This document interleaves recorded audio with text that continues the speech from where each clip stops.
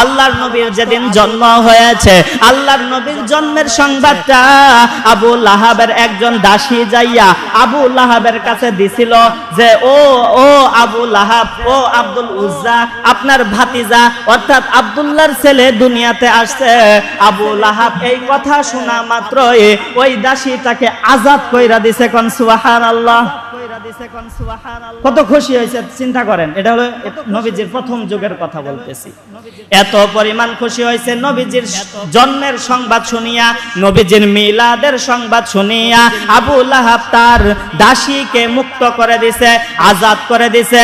আমাদের দেশে এখন যারা মিলাদ লয়া চিল্লাই, এইখান থেকে আপনি প্রমাণ নেন আবু লাহাব মিলাদ মানছে, শুধু মানছে আর জিলাপি খাইছে এমন না। আবু লাহাব মিলাদ মাইনা তিনি তার দাসীকে আজাদ কইরা দিয়েছে। তারপরেও এ জান্নাতি না জাহান্নামী। কেন জানেননি? তিনি মিলাদ মানছে কিন্তু সিরাত মানেন নাই। নবীজির জন্ম মানছে, জন্মে খুশি হয়েছে, কিন্তু নবীজির আদর্শে তার মত আদর্শ লালন করেন নাই, আদর্শে তিনি চলেন নাই। অর্থাৎ মিলাদ মানলে সিরাত না মানলে জাহান্নামী। আমাদের দেশেও যারা সিরাতের খবর নাই, দাড়ির খবর নাই, মদ গাঞ্জা লইয়া ব্যস্ত থাকে, বাজারের মধ্যে নারী পুরুষ একত্রে নাচানাচি করে, তারা জায়গায় জায়গায় আমাদেরকে ওয়াহাবি ওয়াহাবি বইলা চিল্লায়।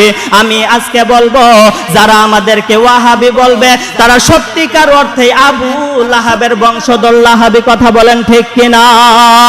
কারণ আমরা ওয়াহাব, আল্লাহর একটা নাম, আল্লাহর এই নামের অংশীদার। আমাদেরকে যদি বলে কোনো দুঃখ নাই, কিন্তু তারা এমন একজন ব্যক্তিরকে অনুসরণ করে।